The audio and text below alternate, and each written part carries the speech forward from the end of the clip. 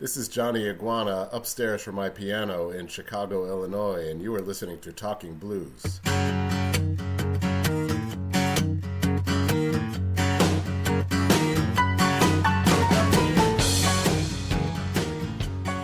But I do want to ask you, I know you have kept a journal. I think you keep a journal on an ongoing basis.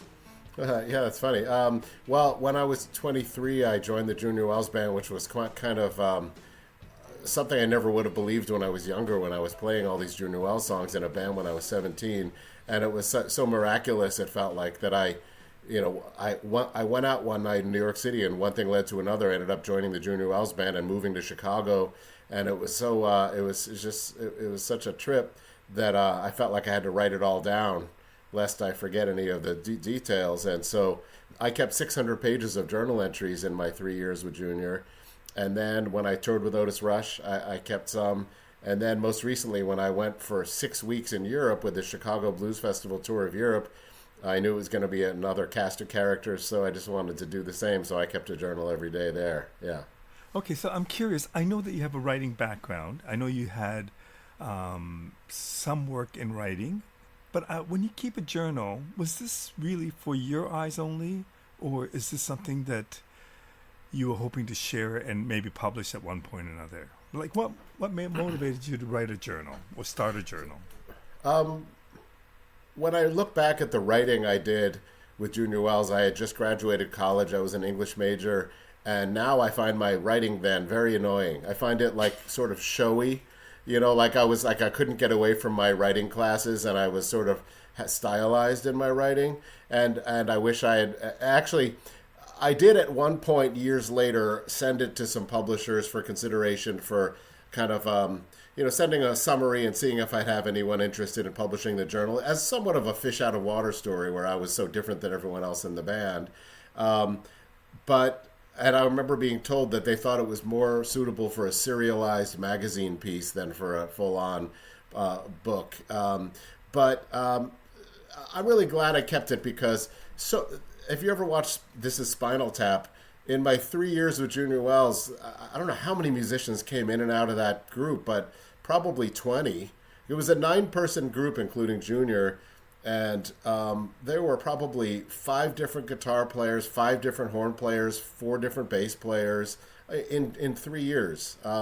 Because he had 3 horns and 2 guitars, and some people quit, some people were let go, some people simply disappeared, as far as I could tell. So it was something, and I'm telling you, they ranged from 20s to 60s, or maybe 25 to 70 years old.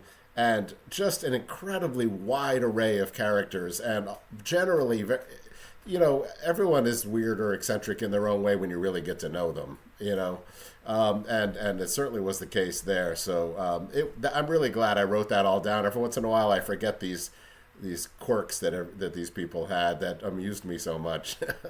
Or sometimes not amused is the wrong word. Ruffled me. But that's why I didn't set out to create a work with it. I just really wanted to not. It went by. You go out and play 35 shows, and it's just such a whirlwind. You get back and you don't remember anything about particular. I got to go to cities all over the world and parts of America I hadn't been, and you want to notate what struck you. And some people seem to have a memory for that. I do not. I have a great short-term memory and pretty bad long-term memory, so I'm glad I did that. So what's it like when I don't know when was the last time you saw it or you read it, but what's it like when you do that? I decided to digitize it, and over the course of some months, I just every now and then I took it out and I typed, 20 pages at a time into the computer. I think I got through about 15% of it or less. And it was funny. I mean, there are misadventures all over the place that I had forgotten about, minor ones, but entertaining nonetheless. But I think if I ever do publish anything from it, I will read it and synthesize something new from it, because it's not ready to be. As I said, the writing irritates me. I'm like, not just that, but my outlook irritates me. Sometimes when you write things down, it not only captures events and people and characters, but it captures you at a certain time in your outlook. And I don't know, it just seems really old time to me. I just think I was very naive and pretty dumb, But nonetheless, I wrote it all down, so I have all the facts of the matter written down.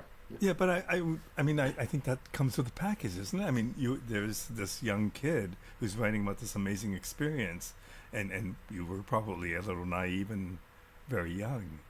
Yes, I was, and I was definitely in a whole new place and a whole new world. And I don't know. I think I thought, how sometimes as each year you get older, from teenage years to mid-20s.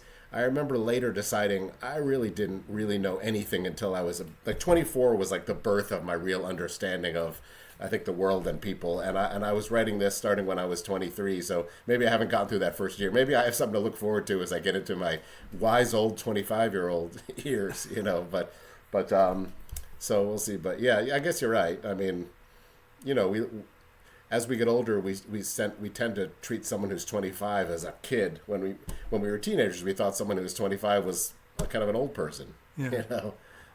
So I have to ask, and I'm sorry because you've probably answered this so many times, but you named Johnny Iguana. Tell me how that came about.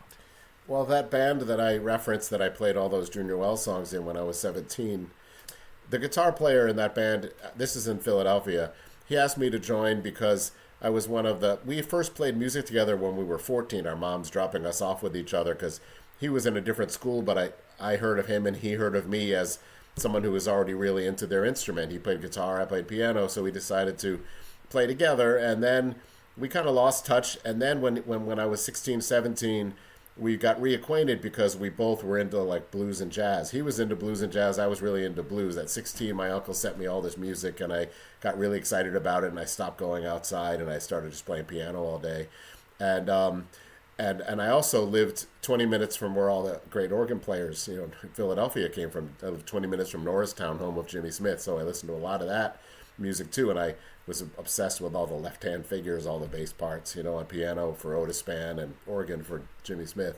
But so he got wind that I was, it was very rare in the Philadelphia suburbs to encounter someone who's into blues and jazz. Like, nobody was into that. Everyone was into pop and rock, and So we got together and we're playing, and he already had a band called Stevie Lizard and his All Reptile Orchestra, and they were playing blues and also blues, rock bands who were rooted in blues, like the Doors, the Allman Brothers. They were playing some of that stuff, but mostly songs off of blues records that they had. And so they asked me to join, and since they all had kind of these anointed lizard names, I was called Johnny Iguana because the bass player was Bobby Iguana, and I was supposed to be his brother. And it was a lot of fun, and we played some college parties and some bars. We made fake IDs, and our friends were able to come see us at bars, when we were underage, and we were kind of heroic that way. We were the Monday night house band at a club outside Philadelphia, and a whole good deal of our high school would come out and see us play and drink beer when they were 18 years old, just because, it was pretty easy back then to have a fake ID. So it was a lot of fun. That was kind of our Cavern Club years, where we played 3 one-hour sets, all the time, and we got really, I don't know if I'd say we got good, but we played a lot. We were really excited about the music. And then when I happened to meet Junior Wells a few years later, and he asked me to join his band, I revived my old, out of kind of nostalgia, I revived Johnny Iguana as my name, because that when we were in that band, really like 60% of the songs were off of Junior Wells albums, because those were the albums we had. So we learned every song on those albums. We learned every song on Hoodoo Man Blues. We learned a lot off Southside Blues Jam. We learned a lot off of the collections that had some kind of deeper cuts, like I Need Me a Car and I've Got a Stomachache. And then it was quite a trip to meet the real guy, because it wasn't the very biggest blues gig in the world, like John Lee Hooker or B.B. King or Coco Taylor, but Junior was a big name, and he was the biggest to me. And so that's the thing, is joining his band. Part of the reason they hired me was I was a pretty good player. I was young and ambitious, but mostly they understood that being in the Junior Wells band meant everything to me. And I think that was what kind of tipped the scales in my favor. to get asked to move to Chicago. I mean, that's pretty amazing when and I hear this all the time, but there you are, you get this album from your uncle. It becomes a major influence in your musical life. And next thing you know, you're playing with that artist. Not even that many years later, which is pretty incredible. Well, I mean, the two lessons for me are, you know, if you have something you get excited about and you get to the point where no one has to tell you to study it or practice it, you're on a good trajectory there. Because really, like I say, I was playing baseball and tennis, and then those just completely disappeared, as it would be 75 degrees and sunny, and I'd spend the entire day at the piano. You know, nobody could. My parents would go out, and my sister would scream down the stairs for me to shut up because I would not stop playing. So that, and then also I always say, when in doubt, go out, because if I hadn't gone out on two particular nights in New York City, the events that led to me joining the Junior Wells Band wouldn't have happened. I just went to meet a friend at a bar. We were going to shoot pool, but there wasn't. The pool table was covered that night because there was a short-lived blues jam in New York City, and the guy who was hosting the blues jam was a former keyboard player for the Junior Wells Band. The guy was hosting that jam, and we had actually met outside Philadelphia at one of Junior's shows, and we pieced it together. And then he told me Junior was playing a club called Manny's Car Wash in New York City, and I almost didn't go out that night either, but I had said I was going to meet him, and so I went there, and that's when I got introduced to the road manager, and they had just parted ways with that keyboard player, so they invited me up to Boston and Providence to sit in, and that's where I got hired. Well, that's an amazing story. Tell me about what it was about. I mean, that's a classic album, but what was it about that album? How did it connect with you, and what was it? Why was it so special to you? Do you remember the first time you put on Hoodoo Man Blues and heard the first hit of Snatch It Back and Hold It? Mm-hmm. You hear that sharp 9 chord, and then Junior goes, Snatch it back and hold it, and then this kind of James Brown-worthy funky track comes on, and all I had heard was, you know, I'd heard slide guitar and older Chicago blues, but in Philadelphia at that time, it was just unknown to me. My uncle sent me a cassette dub of that album, and then just a mix of other R&B, some obscure, some not. Like, I remember Lonnie Mack was on there, the Treniers were on there, and some organ players were on there, and he also sent me Jimmy Smith's Organ Grinder Swing. And he knew I was a keyboard player. He knew I was into rock bands that derived from these blues recordings. But he wanted to sort of introduce me to the heroes of my heroes, you know. And he was right. And you would think that this older blues stuff would sound like academia or something compared to like more current rock or something.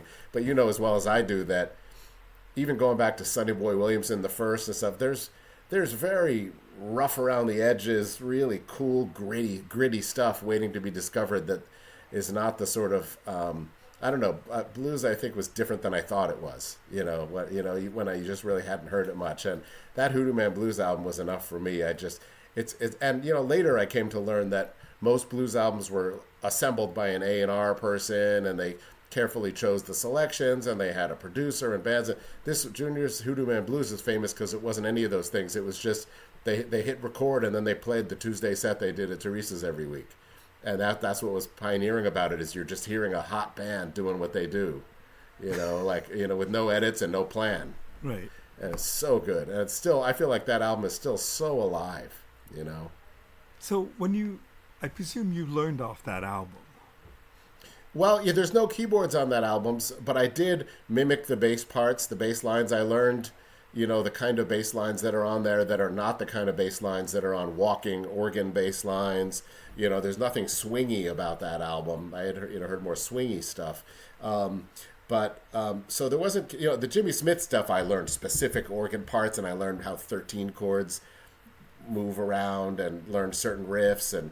But off the Junior Wells stuff, most of it had no keyboards. I mean, his Southside Blues Jam has Otis Spann on it, but my uncle also sent me just straight up Otis Spann recordings, and those are the ones that kept me on that piano chair all those summer days, because he met Otis Spann and played with him a little bit. My uncle did, and he said that he always talked about how you could set your watch by his left hand, that it was just so steady. and I aspired to be able to do that. I probably played to a metronome, going ba da ba da ba da ba da ba da ba da. Like to. I probably just sat there. That's why my sister wanted to murder me. I probably sat there doing that to a metronome for hours. But it paid off. It turns out my hands are pretty autonomous, and I ingrained it in me, and it was there for good. Now, is Otis Spann the blues standard that you strive for? I mean, he's the one I listened to, the absolute most in those formative years. And by the time I played with Junior and then other people would say, "Oh man, you sound just like Spann." I think I was more exclusive with my Otis Spann listening than some blues piano players. Later, I found a Jay McShann record that my dad had. I found this compilation that was on Delmar called Blues Piano Orgy that has Roosevelt Sykes, Little Brother Montgomery, Speckled Red, and I heard Sunnyland Slim and then Memphis Slim. So I got to hear it all over time. But Spann was there at my formative time where that was the gospel to me, where I just learned the left hand figures. I'd hear, and the cassette player in my house was like 50 feet from the piano, so he would do a fast riff, and I would go, "Oh no, that's not right," and I would run over and rewind it, and then try it again. And it's like probably got good. That became my new exercise. Too bad I didn't have a boombox at that point. Okay, so you have this connection with Junior Wells and his music, and then you find yourself auditioning and playing for him, and then they ask you to join the band. What was that like, and then what was what you imagined it to be versus what the reality was to being in that band like for you? Well, the most pleasant surprise was very early on I determined this is a 9-person band, and during just like the sober light of day where you're at like a diner and you're talking or you're in the band, I found that my favorite person in the band was Junior Wells, and I thought that was quite a gift because I'm sure a lot of times the band leader, the artist on the marquee would be either remote or be like an authoritarian or something you might hear about. But he was funny and kind of childlike in a very rascally kind of a way, and just eminently likable. I mean, he could have a little Tanqueray and he could go off on people, sometimes here and there and lose his temper. But it always felt sort of, I don't know. I don't think anyone ever held it against him. Everyone loved him. And so that was nice. And then, so I was 23. Most of the band when I joined were in their 40s, and they were veterans of B.B. King's band, Magic Sam, James Cotton, Screamin' Jay Hawkins. They played with all these people. So as talkative as I am, I was pretty quiet. I just tried to absorb and listen and learn. And I very quickly, I remember the saxophone player saying, "Man, you got to play more beds." I was like, "Beds?" And he's like, "Yeah, just sometimes hold a chord. Don't just be like riffing and playing all over the place all the time." I might as well have still been 17. I was still so young, and I was so excited to be there. I probably was more interested in impressing people than I later became. Later, you sort of settle into just the beauty of music and trying to play the right part for the right moment and the right song. But at first, I was just like, look what I can do. That was sort of my outlook. So I think I settled in well. And I hear live recordings of the band. I see a stray live video that somebody captured. And I feel like I settled in pretty well. And I don't know, I was so excited to be there that I think there's a certain infectiousness to that when people heard me. Because I got a pretty good reputation as being kind of a firecracker within the band, because I was not like a veteran who would go up there and play the correct parts and I knew all the lines. And I'll put it this way, this road manager was driving me to one of the first gigs I had in Chicago, and he said, "So you working this weekend?" And I said, "No, I got a gig." And he's like, "No, that's what so I realized that they call it working. Right. I called it playing, and that's how I feel. A lot of people could call it working. That seemed weird to me. Working is like digging a ditch or working at a drugstore or something, a restaurant.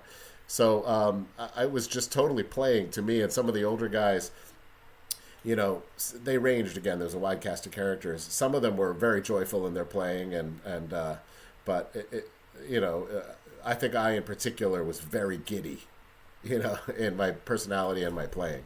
I wonder, as a young man, and I know you played in the Philadelphia club scene. I don't know how much touring you did, but was this one of the first tour experiences you had?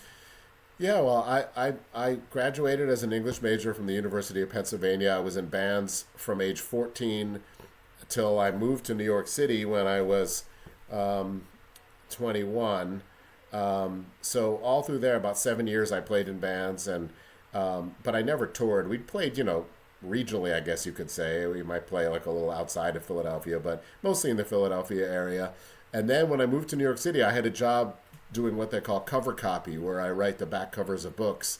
I would have a manuscript or a partial manuscript, and I would summarize on the back cover of a book or on the sleeves of a hardcover book. So I didn't know what I wanted to do. I used my degree. I had a keyboard, a drawbar organ, a Roland VK7, a Hammond XB2 in my bedroom in Manhattan. And I was playing a lot in there just for myself, but I was not playing music out in New York City. It just wasn't something I was doing. But I was keeping in practice. And then that's in New York City is where I met Junior and got to come out here. So I spent about 11 months working in publishing before I then embarked on 30 years playing music. But that's why I tell, I have a 17-year-old and we're taking him on a college tour next week. And, kids get really anguished over what major to choose. I was like, hey, I was an English major. I was working on publishing for 11 months and then my entire life changed. I've been doing something else. I have a good friend who has her PhD in stream biology and she works in marketing now. And she was an artist. So who knows where life's going to take you. Yeah, for sure. But I wonder, so was that adjusting to the road, was that an easy thing for you? Yeah, because I did enjoy parties. I already enjoyed alcoholic beverages. I enjoyed that. I could be like, I would follow the mantra of Ray Charles to say the nighttime is the right time. I've definitely always been a night owl since I was a teenager. So, I just came back from 6 weeks in France on this Chicago Blues Festival tour, and three of the band were 25 years old, and then there was three of us who were a little older. I'm double their age, and I thought I was going to get exhausted and sick and stuff. Nope, I hung out. I hung with the young guys. I stayed up late. I did occasionally let them keep partying, and I went to bed. But I didn't get sick once. I think I'm just. I don't know if I'm trained or just natural at being a road dog, but I'm pretty good at it. I like being out there. Okay, so 3 years with Junior, and then you decide that it's time to leave, or somehow you're no longer in the band. Yeah, the band, as I mentioned, many members came and went, and soon a lot of the musicians were like me. There were younger people, in this case, younger white people, who had been lucky enough and thrilled to join the band. And once the older African-American veteran musicians who had all these amazing stories and background were gone, it wasn't as interesting to me anymore, and I felt like I'd learned as much as I could learn. So I had 3 years of that became, like, I felt like I'd had enough. We were gone 35 days to come home and do laundry and go out another 30 days over and over again. My girlfriend lived here in Chicago. She moved from the East Coast with me, and we hadn't gotten married yet. Later we got married, but she was here by herself while I was gone all the time, and that was hard for everybody. And so I did leave, and then soon after that I got asked to tour with Otis Rush. It was quite a thrill to get invited to his apartment and then get his phone number. And at some point I had an address book in it with Junior Wells and Otis Rush, and I could call the number and they'd say hello, and it's them, and that was still unbelievable to me. Well, that's pretty amazing. Yeah, especially since I had Otis Rush records. Like this, there's a real person living in an apartment here in the same city I'm living in, and I'm allowed in if I knock on the door. But yeah, he brought me out for some touring, and then after that, I got a job working in publishing again. But I was in a few different bands. At that point, I was full in. I had an organ and a Leslie and piano and keyboards and synths, and so I started being in. I've been in two bands at the same time for decades. I really enjoy that. I enjoy being in two different kinds of bands at the same time. I feel like it recalibrates me really well, playing in a straight-up blues band and then some sort of more experimental or rock band. So I've been in two bands even when I was working in publishing then, and then I got so busy with the music that I kind of pioneered the working remotely before, everyone works remotely now. This was early days of the internet, like around the year 2000. I started touring, but my job was I was writing. So they would send me a packet of the source materials. I would do the writing and I would send it in by email. and that was actually my formula for years. I remained a freelance writer for years, and if my band is out on the road and I'm losing money playing music, I'm making money in the passenger seat with publishing. So that was my formula for years. Hey guys, I'm paying gas, I'm paying tolls, I'll get us lodging when we need it. You guys just have to share the driving with me, you know. And if my expenses are a little more than my income for the music, hey, I had other income while I was there. If anyone can get a job they can do on a computer in a van, I recommend it, you know, strongly. How conscious is that decision to always be in two bands? Is that something that's important to you? Is that just the way things turned out? I realized I liked it a lot. And right now when I say I'm in two bands, I'm sort of guesting with a lot of other people on piano. I play with a bunch of different people, but I'm saying that's all within blues. But then I have the Claudettes. I had a band called Oh My God for years. I had a band called Them Versus Them. I had a band called Software Giant. And these were anywhere from like rock, new wave, indie rock kind of bands. Because I grew up listening to punk rock. I grew up playing classical music. So I fast forwarded to age 15 or 16 when I started playing blues on piano. But I had 5 years of classical piano lessons from age 8 to 13. And then I was playing all kinds of rock music and new wave and kind of alternative rock music on keyboards. I had synthesizers and stuff. So I've always played a lot of different kinds of music. I just kind of fell under the spell of blues stuff, and it was so fun to play. And, you know, it's deceptively simple. You can learn the blues scale and learn how to be a serviceable blues player pretty quickly. It's just, it takes a while, and I think you have to be the right person to become great at it, you know, to really feel it. And I felt like it was a good match right on. Like I did feel that music, and I was able to play it with feeling. And some people, I think, play it in a way that feels like mimicry. And I think I was able to digest the Otis band and the other stuff I listened to without a feeling of carbon copy. I wonder when you have, and when you say working with more than one group, oftentimes it's very different genres. So By the design. Claudettes are very different than your blues work, and well, maybe not very different, but it is different. And then that's different than what you do in your rock band. Is that something that's important to you, to have your hand in different genres? I don't. I did it so long, almost naturally, where I never stopped playing blues if people asked me.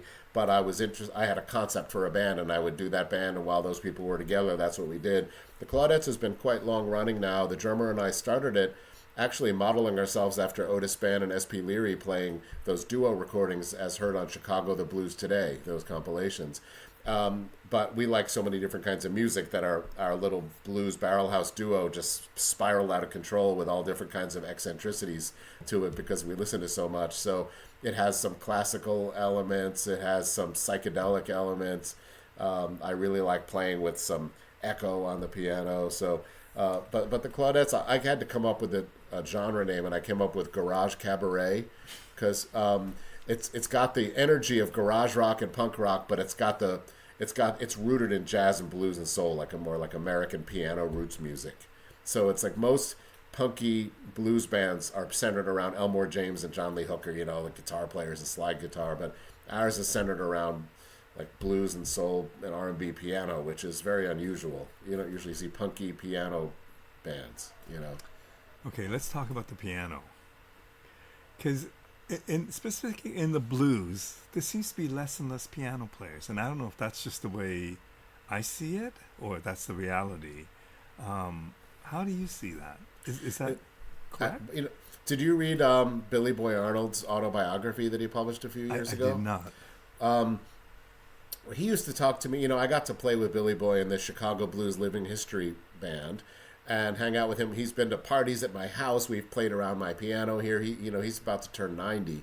And Billy Boy, have heard him say on interviews, I've heard him say in conversation that piano was the king of blues music until that devil Tampa Red came along. You know, and when he says this, he's talking about Billy Boy was alive when that happened. You know, it's like, so that's why he's such a treasure. You know, he's not only so old, you know, is of such advanced age now that he actually took a lesson from the first Sonny Boy Williamson. Who else can say that? Right. But also, he's one of the few who was a native Chicagoan. He didn't come up with the Great Migration. He grew up here, so he was always in Chicago. So he was here when the music really took root. blues music in Chicago. When it became the capital, he was living here. And he talks about how Tampa Red just went, he made guitar so exciting that, I think the guitar used to be almost like an accompanist, and the piano was the star of the show. And so you'd say in the, wartime years, it switched over to guitar.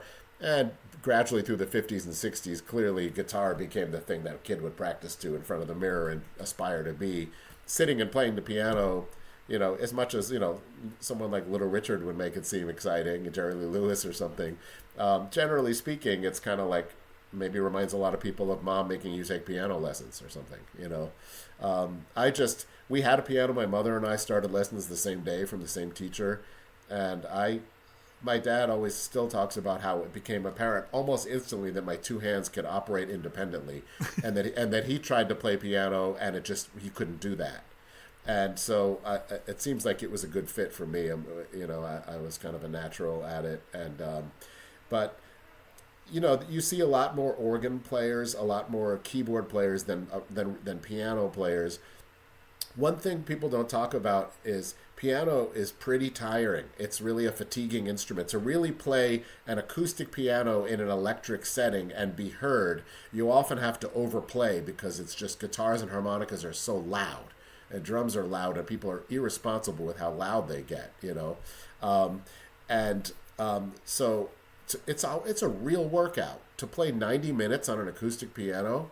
I have a keyboard like many do now that's a digital piano that's maybe a little lighter weight, but those weighted keys like a real piano, I think a fair amount of people can't make music on that instrument in an exciting and audible way for so long. It's really, picking a guitar that's plugged into an amp is not physically exhausting.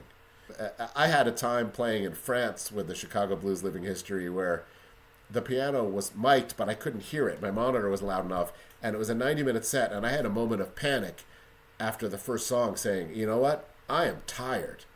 And how am I going to get through this? And I'm like pretty strong. I have strong hands. I do have, this hand was in an accident where I was a church secretary and a rock band get into an accident. Guess who's drunk? Not the rock band. That's what happened. And this woman hit us, and we all got bad injuries about 17 years ago. And my hand was rebuilt. I have all these hardware in here. The doctor said he could not guarantee I'd be able to play again. My wrist was displaced and fractured, and my fingers were fractured. And the displaced part was pretty gruesome. They had to pull my arm out of my hand. So it took me a while to regather that strength, and some of those years around 2009 where I'm talking about where I felt tired was a combination of the reality of playing acoustic piano in an electric band, but also my hand's still kind of recovering. And so I have to ask, when you go through something like this, an accident with your craft, your hands, which are your instruments, how do you deal with that? How did you deal with the aftermath of that?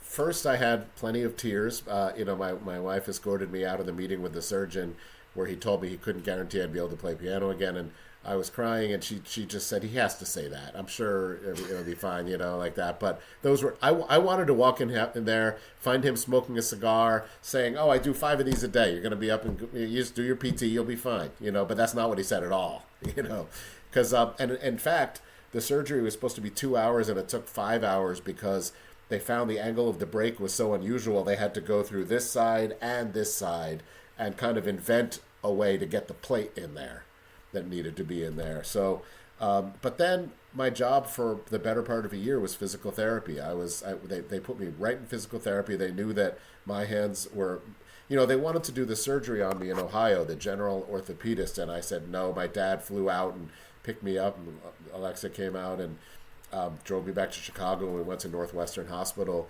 But for a full year, I didn't play, and for 6 months, I couldn't even sit at the piano and do anything.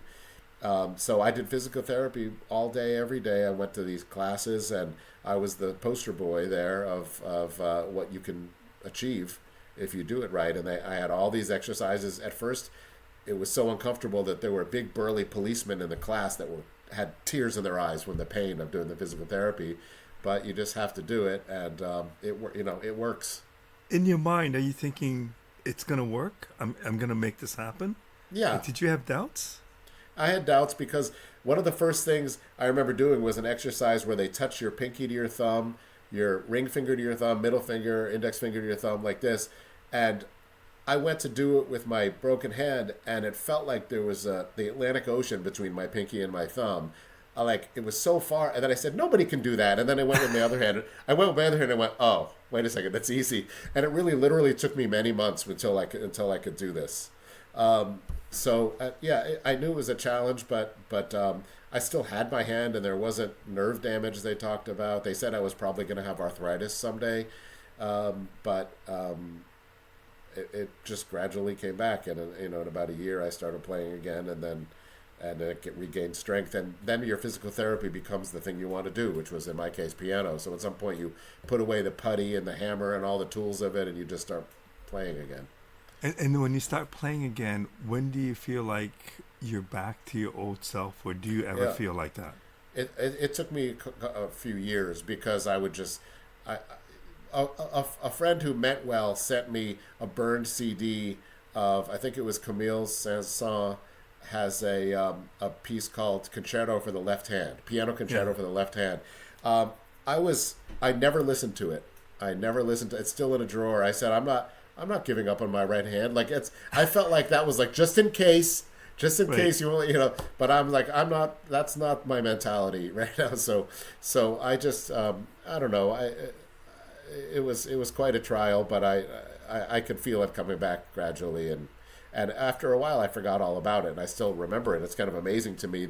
And I feel like I should take it easy on this hand. But the doctor, when he met me years later, he had an exam, and he said, yep, you're all healed, and I don't think you're going to get arthritis. Like, just continue.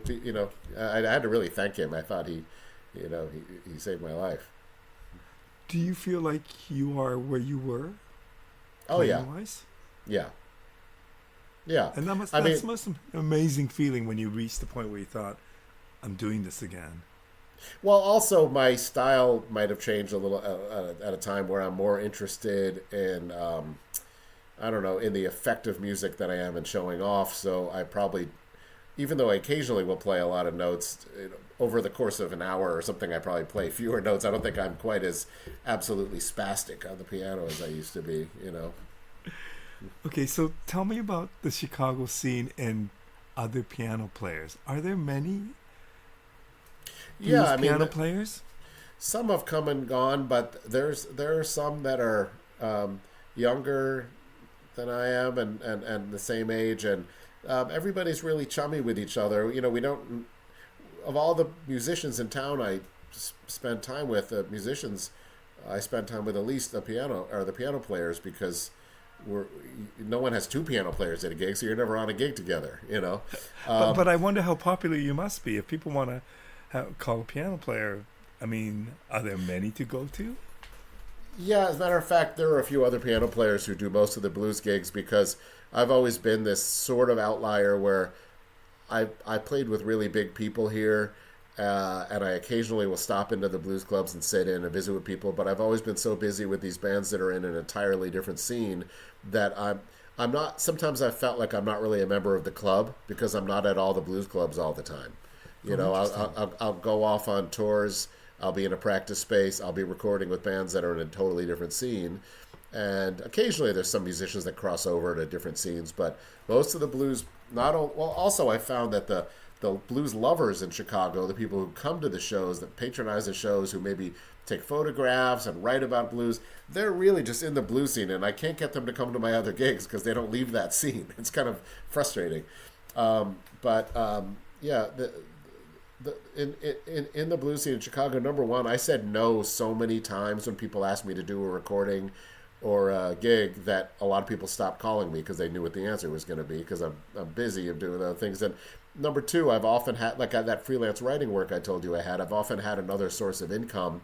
So do I want to drive 20 minutes, look for a parking spot, carry hundreds of pounds of equipment, set it all up, play multiple sets, pack it all up and come back home for $100? It's like generally the answer to that has been no. For a lot of years, I don't really want to do it. If it's my baby, if it's my art project of a band, I'll lose money doing it. But if someone wants to hire me, and you have to understand too, to do a gig, you have to learn the material that they'll send you the music. Then you have to drive there, load, set up, play for multiple sets, and come home. You might put 8 hours into making $100. It's just as you're not as young anymore, it becomes less palatable, you know. So I've mostly had my own band, my own solo stuff for years, and now I'm playing with Stephen Hull a lot. I really like him. I like his bandmates. We really hit it off on this French tour. I'm playing shows with him. It's pretty rare I say yes or even are asked anymore to play piano in other settings, like at a blues club in Chicago, because again I said no so much, and people know I'm not a jerk. I just I'm busy. I don't usually tell people what's it pay. Nope, I'm not doing that. It's too much work for that money. I don't really say that. Sometimes it's true because I don't want to expend that many hours on something that's like, you know, and recording can be the same way. You learn all the music and then there's no budget for it. So if you're trying to make music your livelihood, do you take every $100 gig because $100 is $100, or do you set your price a little higher when you think you're quite good? And you know, generally speaking, I do the latter. I don't. People say, oh, you know, $100 gig to play all night, or here's an all-day session. I can only pay you $200 to be there all day and learn all the music. I generally will say, no thanks. Right, know? Which makes sense. But you seem to keep yourself quite busy. I'm very curious about your work on The Bear. How did that come about? You do some of the music on that show. Well, I don't do any of the soundtrack, meaning there are recordings from well-known artists that are using the soundtrack, and then there's the original score. The original score is 100% done by me and JQ, my partner, who we had a band called Them Versus Them together. We've been making the music together for 20 years. And we still have other music we're working on the side, including some Delmark remixes that are really great. He knew one of the Bear is set and created in Chicago, and he knew one of the producers who asked him to contribute a little music, and then he was maybe a little in over his head for some of it because he's more of a beats and production guy and I'm more of a chords and notes guy. So we make a really good team where he makes a great sounding track and sets it all up and has the percussive elements and all these like kind of surges of energy and stuff in it. But the actual, what are the chord changes? What are the melodies? That's where I come in. And he can do some of that, but that's, you know, an area of expertise, you could say, for me. I mean, I've been writing music since I was 14. And as much as I love playing in blues bands and playing familiar songs, I've been playing music that I wrote, you know, most of the time since I was a teenager. And, so we contributed some music to season 1, and we did a good job. And then season 2 came along, and they asked us for a lot. So we worked really hard and got some great themes all over season 2. Then the show really blew up and became a huge smash hit. And they kind of reverted to using mostly soundtrack for season 3 because they felt, I think they had a budget, and if they want a Rolling Stones song, they don't want someone to make a sound alike. They want to use a Rolling Stones song, you know, which is very expensive. But season 3 didn't have as much scoring. We'll see what they decide for season 4, but we'd love to do more if they want it. It's been a really cool gig, especially as a Chicagoan. Had you done a lot of soundtrack work like that? No, I'd love to, and I've always been disappointed that more of the Claudettes music hasn't ended up on soundtracks because by design, it's kind of, there's a lot of it that's sort of David Lynchian, and a lot of it's very atmospheric, cinematic music, and that's how the production is. And it's also one of the most competitive things in the world. There are only so many primo slots on primo shows, and everyone is vying, and everyone's agent and agent and manager trying to get them on there. Everyone's record label is trying to get them on there. So there's only so much to go around. But JQ and I did such a good job, and we collectively know enough people that I'm sure we're going to get more of that work. And it doesn't hurt to be associated to a show of that magnitude, I would imagine. No, I think, though, we need a second one to then have a track record to attract yet more, because right now it might seem like an aberration. You know, we only have one major credit, but as I mentioned, we're doing some music for a major sports team here in Chicago that we got asked to do, and we're working with Delmark Records on all these remixes that are super cool that bring Delmark blues recordings, blues artists, into more of a house and club and DJ kind of a world. Like I mentioned before we started doing the interview here, kind of like Moby, in that sort of mentality of modern electronic music, but with great blues vocal and guitar performances and stuff. So that's what he and I are working on. I think we're going to get good attention for that. This stuff is really cool. A few of those tracks, we go by Barbecue Junior because my initials of my birth name are BB, right. and his last name, it starts with a Q. So BBQ, and so anything that we create together is our junior. So Barbecue Junior is what we call our remixes and our artist name together. So I think Barbecue Junior is going to be very busy going ahead. Okay, so the other thing is you're releasing a solo album on Delmark in April, I believe. Tell me a little bit about that album, because it's an interesting collection of music. Yeah, Julia and LBO of Delmark Records invited me up to their studio in Chicago, to Delmark Records, to play their piano, because they had just gotten their old tape machine refurbished and they wanted to do some test recordings. But when I got there, they said, actually, we'd like you to record a solo piano album for Delmark, which was quite a surprise. But as it happened, I had been playing a lot and I'd been writing a lot. So I just marched in there and I started recording. They had an engineer there. And I came back 2 other afternoons and that became the album. We had the concept, though, from the beginning. There would be no edits. Nothing digital. It would be an acoustic piano, mic'd up, recorded to a tape machine, and then mixed and mastered on tape machines. So it's 100% old school analog recording, and I found it very challenging to not listen back afterwards and go, oh, when you play 3.5 minutes of music without any edits, just as one musician, it's pretty easy to feel like your car went off the road here and there. It just kind of lose the groove. So, and I'm sort of surprised by what an intense player I am when I listen back, where I sometimes say, why don't you calm down every once in a while? Just a very, very excitable player. But so I had to sometimes tell myself that, take a chill pill. But the album is very reminiscent of just me practicing, me at your house playing your piano.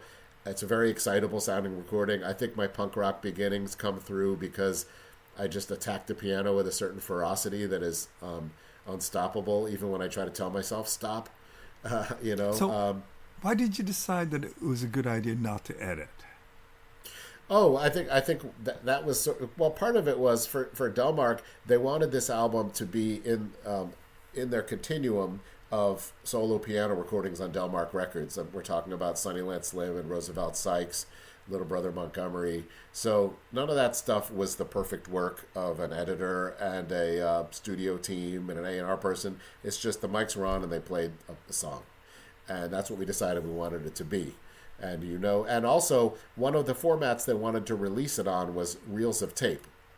And that's an audiophile favorite now. People can spend $400 to have an album on reels of tape, and then you sit there and listen to it, and it's just like there's nothing left, there's nothing lost in the transfer. It's just like the most, like sitting there with the artist you can get, sound of because every time you finish a performance and you go into the control room of the studio and they play the reels of tape, you'll never hear it sound that good again, because there's always like a change in quality, as you go through the process. So that was kind of the idea, was especially with that format in mind, you want to have people listening to it feel that they're sitting there with you while you're playing it. It's captured great on an old piano, and this is exactly the sound of this person playing, and that therefore it's part of their legacy of solo piano recordings. So that was the idea. Are there any tunes that you might have wished you could have done over, or?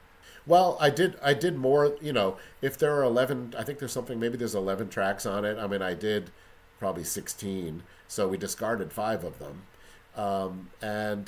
All of them, sure, I mean, some of them are original compositions I had just written. And since then, I think I play them now with a little more perfection. I've improved to a degree, but I think there's also value in documenting the moment of inspiration. Sometimes some musicians call it chasing the demo, where when you make a demo of a song, and then 11 months later you make the studio track that's immaculate, it might be missing a spark that was there when you first documented the idea.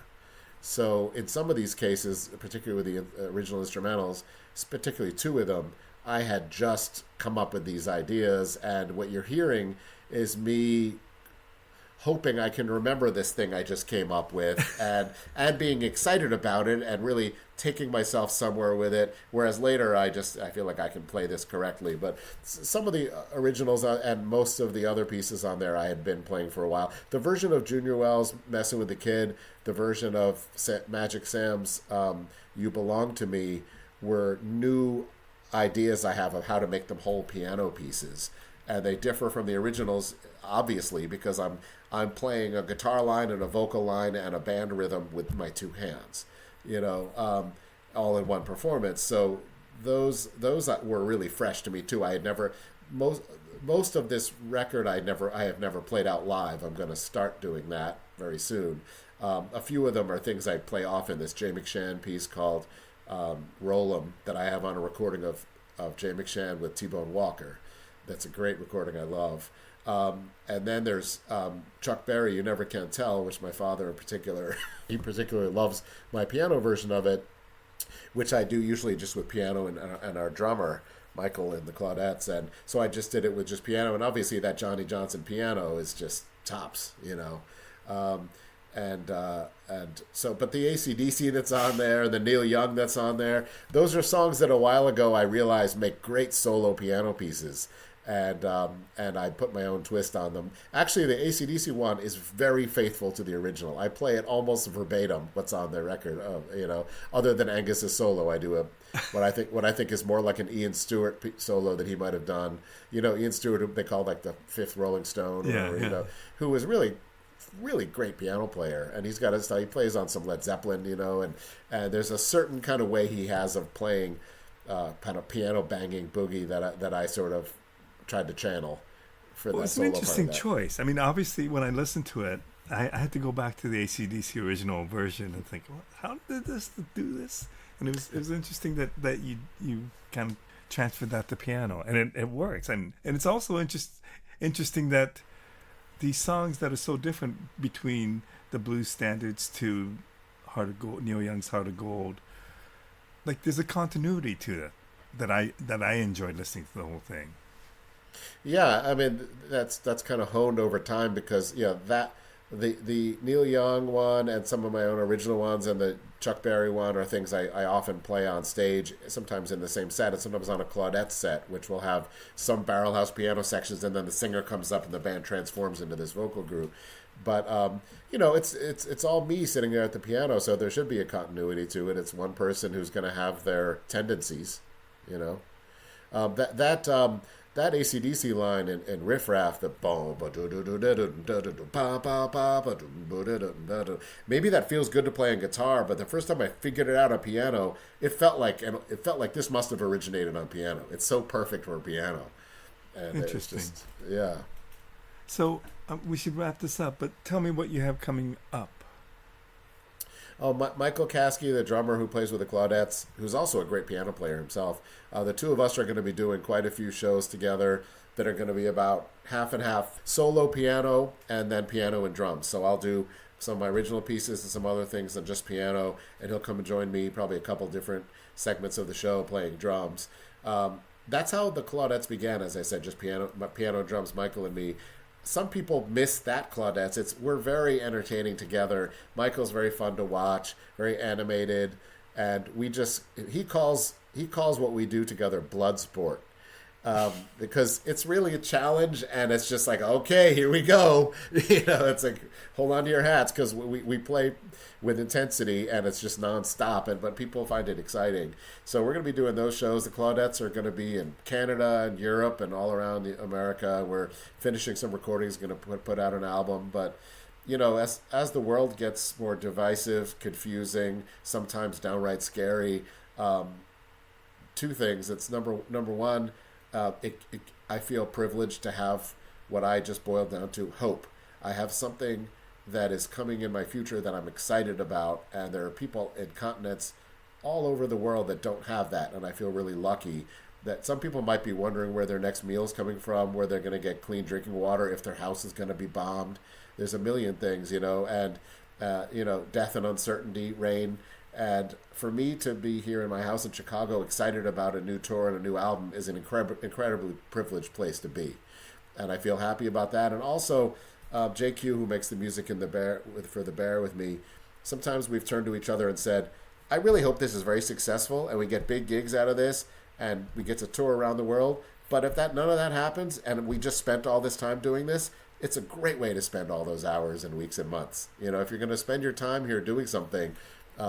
More and more, it just makes so much sense to me. Like, I know Michael, our drummer, sometimes has responded sort of like, because I was just thinking, like, sometimes he has real doubts. Is this what I should be doing? And it's so hard to marry the idea of success with the arts, and he finds it, I think, sometimes stressful and questions the whole enterprise, the whole proposition. But more and more, it feels like I'm sorry for people that don't have it. I'm so sure that it's a good choice to do, and whether I'm successful or not, again, I'm privileged because my wife has a job. I've had other sources of income. I seem to be getting by. I'm not going to be out. My house isn't going to be gone if I don't have enough gigs next month. A lot of musicians do have that reality. Do you get the same kind of joy out of writing? Just your writing, like literary writing, as you do with your music? No. My favorite thing to do is to write music. My second favorite thing to do is play and record music. But writing music, that moment of turning a lyric into music or putting new lyrics to music you've already written, is so there's just a constant feeling of rebirth where something that didn't exist now exists, and this magic made it happen, and you had a moment of inspiration and you can't wait to show it to people. I think I'm a solid piano player. I think sometimes I get inspired and I think I'm really quite good, and other people seem to think so, but I think my best thing I do is write music to channel my emotions and ideas, and turning phrases I hear on their head and twisting them into something new is something I think I'm exceptionally good at, which is why I typically refer to myself nowadays as a composer and not a piano player, because while people like Corey Henry are walking the earth, all these musical geniuses that play circles around me, I feel like I call myself a punk rock piano player because I feel like I'm just up there bashing, and there are all these elegant, brilliant piano players. I'm like, I'm not even in the running for any kind of, there's musical competitions. I don't think all that highly of myself as a piano player, but I do think of myself quite highly as a composer. I think I'm really good at it, getting better all the time, and I don't present things until I think they're really good, and I find myself presenting a lot. So I find it interesting that you talked about the writing process, which I can understand why that would be so rewarding, and then you talked about the recording process, which I also can understand why it's so rewarding, but you hadn't mentioned the playing and the performing live process. How do you feel about that? I love it. I'm generally, the only time I'm nervous is if I feel like I've crammed so many things into my head and I never have sheet music with me. Is like, what if I'm playing a beautiful ballad behind the singer and she's pouring her heart into it, and then I go to the wrong chord change? It's just like, there's nothing more devastating, Or if I'm up there doing a solo piece and I just plumb forget what the next thing is, so those are moments of nerves. But generally speaking, I'm in my element there. I love having a microphone to say what's on my mind between the songs. I think sometimes I go on too much, I talk too much, but I can be just as much in a zone with the banter on stage as I can with the music. And when it's a good, appreciative audience, it's the best feeling when you feel like, like we're all having fun together, and I can just be as silly and weird as I want to be, and they're going to be with me. Yeah. But when you talk about success, I mean, the fact that you've been doing this all your life for 30 plus years, and just to be able to create for that long and to still get enjoyment out of it, to me, that's success, I think.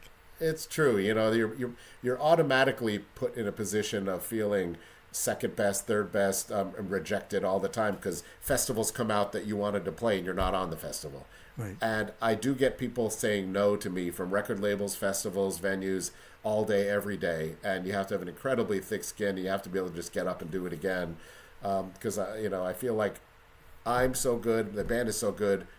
The fact that there's a gulf between where I want to be and where we are means I'm stupid.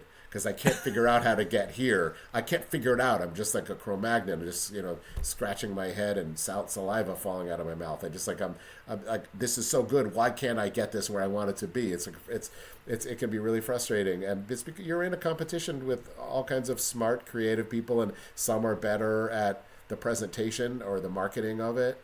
There's so many elements to getting that top festival slot and getting on the coolest record label and getting on Spotify playlists and all that. And mostly, I don't know, some people have a knack for a lot of things, but then they can't even really carry a tune, or something. And I feel like my playing and the music is really great, but it's how to be successful in the music business. I will never publish such a book because it's. But you're doing it. You're working it. Right? Yeah. I just think that's pretty impressive. Yeah, I'm aware of that, and it's sort of first world problems. That I get it right. I do. I go overseas all the time to play music, and here I am in Delmark Records again. It's the reason I'm in Chicago, because of Junior Wells and Magic Sam and Otis Rush, and I got to play with two of them, and I got to be on Delmark Records under my name, my fake name. So yeah, for sure. And then you recorded a song by Junior Wells. Yeah, it all comes around. Johnny, thank you so much for doing this. I really appreciate it. Yeah, thanks for letting me talk and talk and talk. I appreciate the questions and the conversation. Thank you. All the best to you.